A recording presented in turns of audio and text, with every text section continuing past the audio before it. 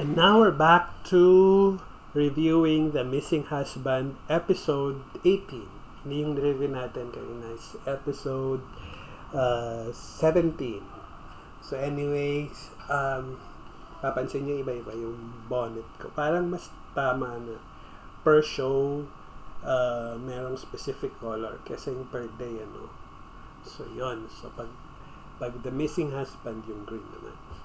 So, going back yung ano natin, yung recap natin, quick recap. So, nakita natin na last time nag-decide, pinagustong panindigan ni Millie yung pakikipaghiwalay niya kay Anton na wala nang ginawa kundi hanapin si Bernard, si Brendan pala na like kinakapahamak na niya, nandiyan na nanakawan siya, nalaloko siya. At ngayon naman, binundol siya ni Brendan. Ano naman, mag-isa lang siyang pumunta doon para dalhin sa kulungan. Hindi naman siya police. So, after ma-hospital sinaktan siya ni Brendan. Tapos pagdating na, hindi naman natiis ni Millie si Anton. Pinuntahan niya. At si Brendan,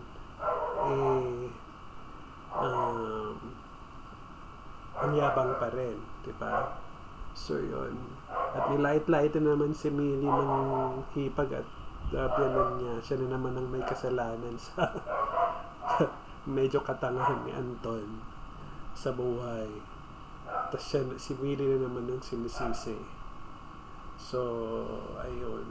Ito, medyo nagkakaroon sila ng tampuan. Sabihin naman ni Anton na nagpapasalamat siya kasi mahal na mahal pa rin siya ni Millie sa kabila ng lahat. Medyo pa ulit-ulit na issue nila. Ikot-ikot na lang. Week 3 na. Diba? Pero mukhang magle-level up naman yung kwento kasi nagkaroon ng character transformation si Brenda. Naging mas salbahe mula sa pagiging maloko, playfully maloko, naging scammer. At ngayon, haba ng dialogue sa flashback na nga lang, haba pa ng eksena. Parang extended na lang. Anyway, so ito na pala tayo. Ako naman ang humaba ang hospital. Ba't di kaya kumuha ka na lang ng nurse? Kasi mukhang yun naman ang kailangan niya. Glenn naman. Ay nako, hindi na lang ako magsasalita. You know, as they say, less talk, less mistake. So let's just eat steak. You know, the medium rare. Pero Millie, magiging honest ako Team Anton naman talaga ako. Pero lately, ang daming palpak ng asawa mo. Oo nga. Kaya gusto ko malaman, sa tingin mo pagbalik niya, gusto niya sumama sa'yo sa abroad? Or itutuloy niya yung kahibangan niya sa paghahanap sa Brenda na yun? Ito syempre tutuloy pa rin. Yun. So, ayun, paulit-ulit na lang ang issue nilang dalawa. Nakakainis.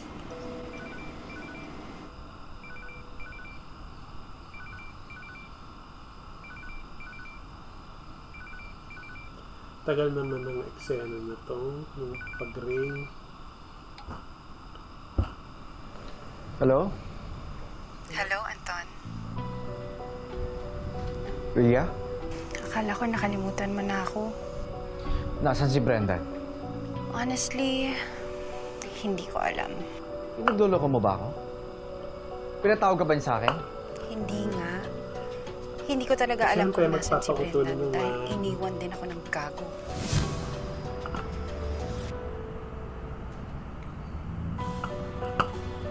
Huwag ka nang dumikit dyan kay Rhea. Niloko mo rin ba ako?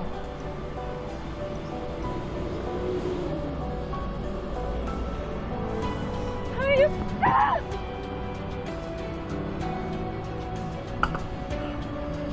Ay, nako. Wala pa simpatya. Kaya ako tumatawag sa'yo. Balita ko may idea ka kung saan siya nagtatago. Ano bang kailangan mo? I was thinking, maybe we can work together. Naku, work together. Dahil alam ko kung paano pababagsakin si Brenda. Sige, pupuntahan kita. Anton? Saan ka pupunta? Kausap ko lang si Kuya Banong. Tungkol dun sa motor niya na nasira pero mabilis na ako. Uwi na ako agad. Wala na, nagtatago na. Alis na ako. As if hindi nahalata. Siyempre nahalata ni Mili yung sa actuations pa lang yun. Ito Mili, mag-ano ka na, mag-isip-isip ka na talaga. Ay, nako.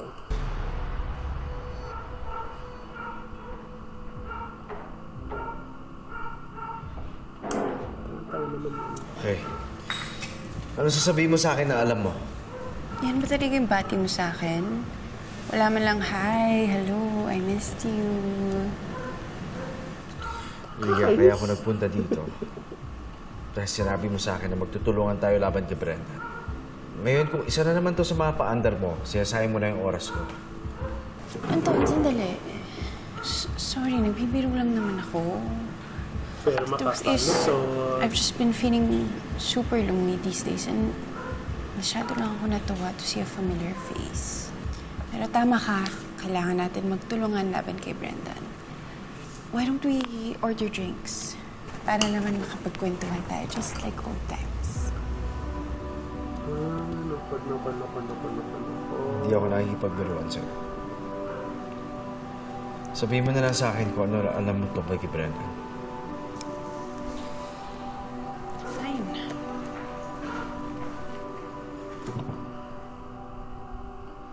Lies. It's all lies. Imbento lang lahat ni Anton. Lahat na sinabi niya doon sa vlog niya para matakasan to lahat. So, sinasabi mo ba na hindi ikaw ang mastermind ng BS Fund scam? No, Vanilla. Baka nato lahat ni Anton. Si Anton ang mastermind. Di ba Dami-dami vlog rin, niya no? yun? 18 kills. Ginamit ni Anton ang vlog niya para manloko. Kaya enough is enough. Kailangan malaman na ng buong mundo kung ano ang totoo. Ilalabas ko sa tamang panahon. Hindi madaling kalaban si Brendan. Ay, naku. Siyempre, hindi na mga kalaban si Anton kasi dinilit niya yung vlog niya. Pag ganon-ganon lang. Yung sarili niyang vlog. Hindi na siya makakasagot. At nagsisimula na siyang kumilos. Kung hindi mo kilala ang kalaban mo, hindi ka mananalo sa kanya. Alright, totoo.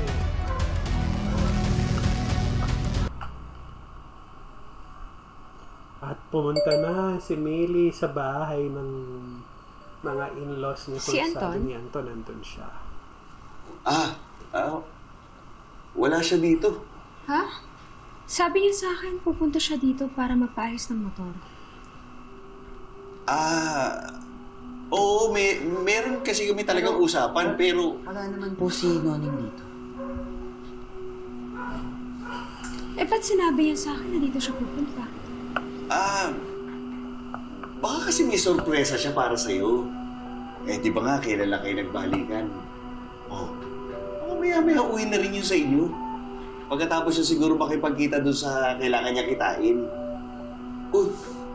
Hindi ibig sabihin may iba siya kinita, ha? Sinong may ibang kikitain?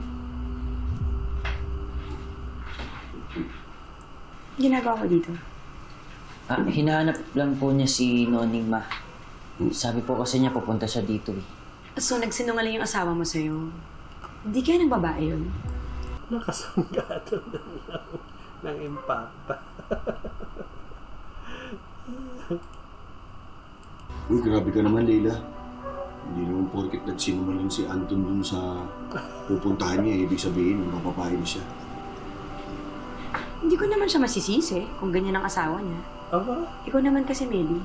Iiwan-iwanan mo yung kapatid ko tapos babalik-balik ka rin. Hindi magagawa ni Anton yan. Paano ka nakakasigurado? Ilang araw din kayo naghiwalay. Daming pwede mangyari sa mga araw na yun. Sa bagay, kahit sino naman mas okay kaysa sa'yo. Ay, impacta talaga. Umalis ka na. Buti nga, umalis na. Tita Mili.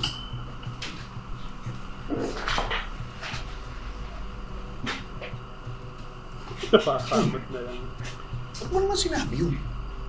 Mamaya mag-away sila ni Anton dahil doon sa sinabi mo. Okay na yun.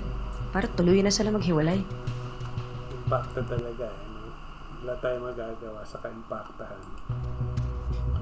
Kaso, masyadong baba at extend ang shots. Saan ka galing? Tingnan mo to, oh. Saan ako galing? Saan ka nanggaling? Huwag ka na magsayang ng laway mo sa pagsisinungaling dahil alam ko hindi ka nanggaling Kalibanong. Saan ka nanggaling? May kinita akong kaibigan. Eh, ba't ka nagsinungaling? Sa totoo lang, kaya ako nakipagkita sa kanya. Dahil may nalaman siya tungkol kay Brenda. Kita-kita niya sa akin to. Baka nato lahat ni Anton. Si Anton ang mastermind. Di ba vlog niya yun? Ginamit ni Anton ang vlog niya para manloko. Hindi lang kagad ako Napakawalang hiya talaga ng Brenda na yan.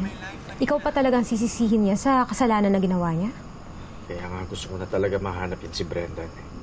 Alam ko importante sa akin na malinis ang pangalan ko. Pero mas importante ka. Masira na ako sa mga mata ng mga tao, pero wag lang sa'yo. Magmukha na akong masamang tao. Wag lang masamang asawa sa'yo. Eh, yung mukhang tanga. Kaya naiintindihan kita, Mili. Mahihirapan ka na sa sitwasyon natin. Kung ayaw mo na, kung gusto mo na magsimula ulit, hindi kita pipigilan. Oo, siya naman ang nagpapahabol.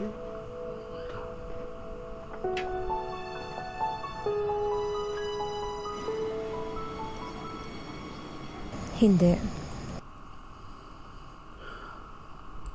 Kung saan ka, doon ako.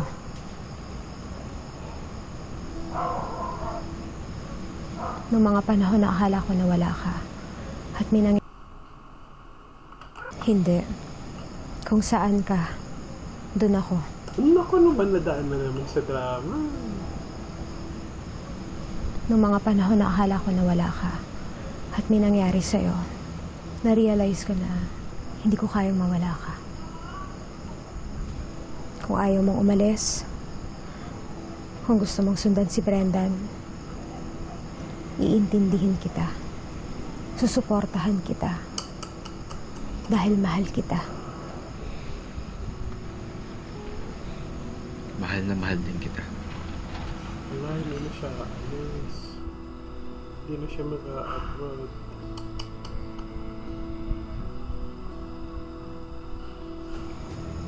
So, anong gagawin na natin? Anong plano? Actually, iniisip ko na baka mas mabuti na lumayo muna tayo para wala ng gulo. Pero, pwede bang wag muna natin isipin yung ngayong gabi? Aayusin ko ang gulong ito. Hindi ko alam kung paano, pero aayusin ko ang gulong ito. Magiging maayos ito tulad ng dati. Magtiwala ka lang sa akin. Kahit saan dadalhin ng mga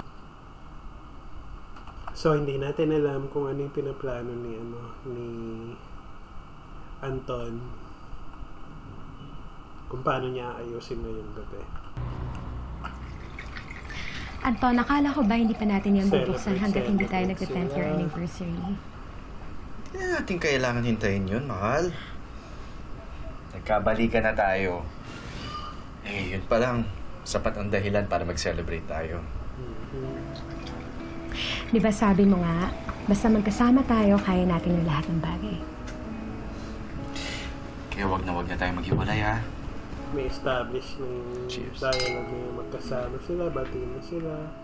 Baka ito Teka, rin- bakit parang mas madami yun sa akin? Sobrang puno yata. Pinagsasabi mo, pantay lang, oh. May masamang balak ka sa akin, no? Kaya mo ko nilalasing dahil alam mo man na knockout ako. Hawakan mo muna to. Aray ko! Oh. Sabi sa'yo, dahan-dahan. Pa-slide-slide ka pa. Pahindigan ko na to. Ay. Eh, alam mo naman sinasabi nila, kapag may wine, you're mine. May ganon. Mukha yatang To Anton and ngayong gabi Millie, mawawala si forever. Forever and ever.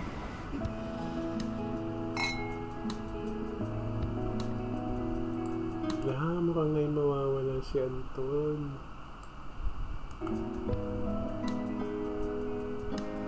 Tubusin mo yan, ha? Dami. I love you, mahal. I love you.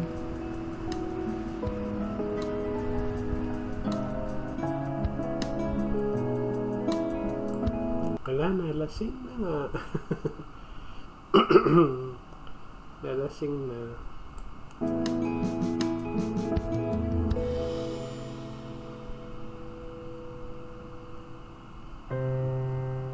Wala na si Anton. Nandun. Pamali naman ako.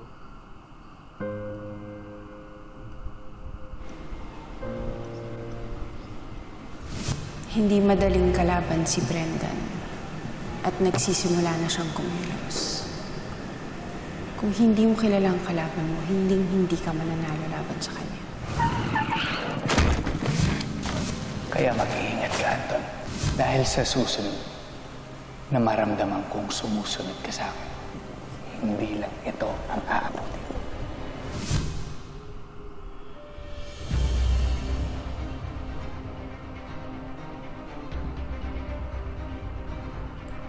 Wala, anong gagawin ni Anton? Baka may usapan sila ni Rhea na aalis sila or something. May paplanuhan sila.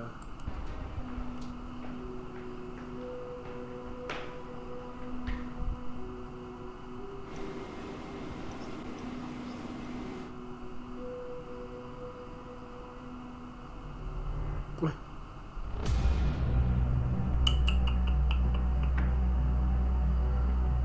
May tao ba dyan?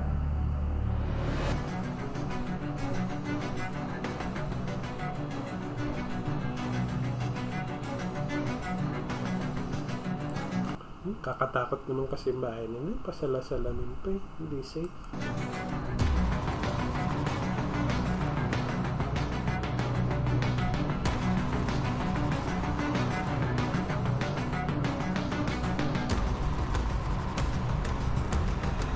Ako, ba't ka lumabas? Baka...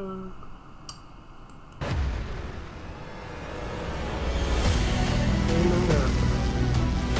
Ay, naku. Kapag kata... Pero sa tingin mo nga, may babae kaya si Anton? Malamang. Magsinungaling ba naman si Anton kay Millie? Sigurado may babae yun. Sino? Sino may babae? Ha? Si Anton, ma. Ginawa pang excuse si Banong, oh. Si Banong, kalalaking tao, nagchichismis ka. Hindi, ma. Sabi ko nga kay Lele, hindi naman porket nagsinungaling may babae na.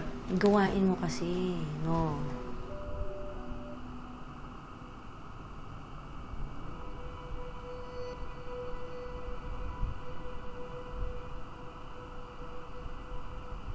Nalasing kasi siya eh. Kasi kaya tinanghali na ng gising.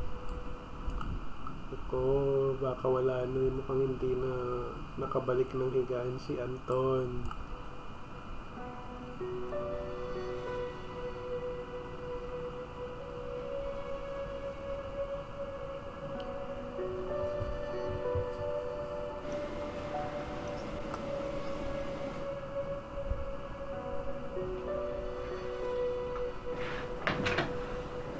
Anton? Anton? Anton? Anton? Hala.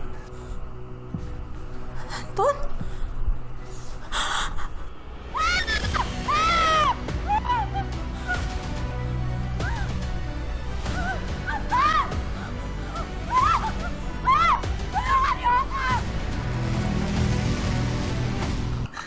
pulis po sa bahay ni Noning. Mukhang may nangyaring hindi maganda.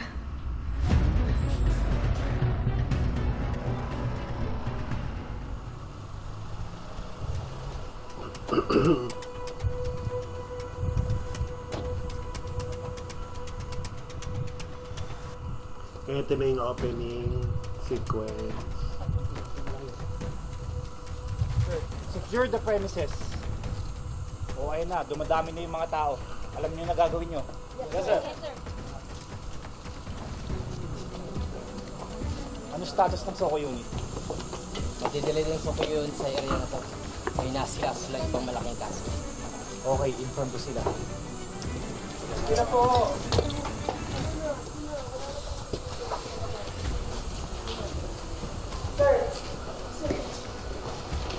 Kumusta? Asan ang Soko?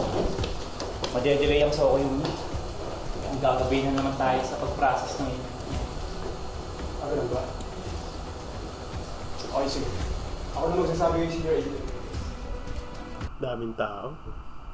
Daming pulis, ha?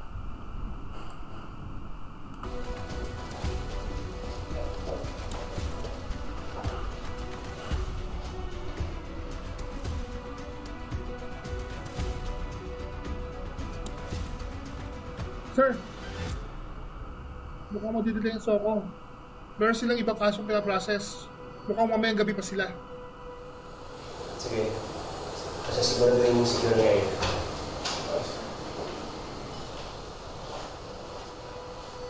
Miss Rosales, sabihin mo sa amin kung ano nangyari dito.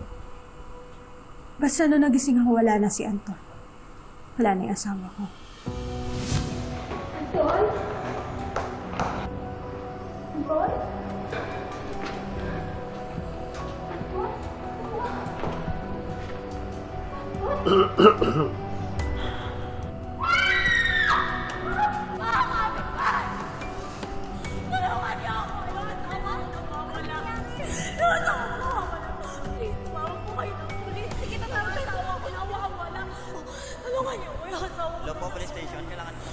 So base dyan sa sinasabi mo, nagising ka at di mo alam kung anong oras lumabas ng kwarto ang asawa mo.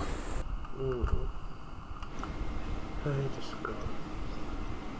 Kawawa naman si Lily. Sinubukan kong hanapin si Anton. Pero hindi ko siya mahanap. Hindi ko alam kung saan si Anton. Wala narinig? Nakainom kasi kami kaya mahimbing ang tulog ko. Sinusuwid na ng forensic squad tong bahay niyo para makakuha tayo ng ebidensya at malaman natin kung ano nangyari. Ebidensya? Ano pa bang ebidensya ang kailangan nyo? Ang kailangan nyo ngayon, hanapin yung asawa ko. Mrs. Rosales, kailangan namin malaman kung anong nangyari dito para malaman natin kung saan tayo maghahanap. Ang kailangan ngayon, hanapin nyo si Anton. Baka mamaya nakalayo na yung kidnapper sa kayo yun. Kailangan nyo tulungan yung asawa ko. I'm sorry, pero sa ngayon wala kami nakikitang forced entry. Kaya hindi pa natin masasabi na kidnapping nga nangyari sa asawa mo. Kailangan nyo tulungan nyo si Anton at hanapin nyo siya. Pero kung nandito kayo, naghahanap kayo, kung ano-ano hinahanap nyo dito sa bahay, wala kayong mapapala, kailangan nyo hanapin yung asawa ko. Di ba pulis ka? Ha? Di ba pulis ka? Tulungan nyo naman ako. Hanapin nyo yung Anton! Hanapin nyo si Anton! Hanapin nyo yung asawa ko! Ano ka? Nabalitaan mo na ba? Tungkol ito sa balasubas mong kaibigan. Ay, Diyos ko. Kakainis tong babae na to. tong loan shark na kausap nitong ni Glenn. Nagkapatayan na raw si Millie at si Anton. Pinatay mo ba ang kapatid ko? Pinatay mo ba ang kapatid ko, Millie? Ma'am, tama na! Sandali! Ano ginawa niyo? Sabihin niyo sa akin ano ginawa niyo sa kapatid ko? Matagal na nag-aaway dalawang yan. Malamang may kinalaman si Millie dito. Kuha naman ng fingerprints, dali mo sa lab yan. Ipakita mo sa kanila na wala kang kasalanan. Na hindi totoo yung sinasabi nila. Hindi naman naloko.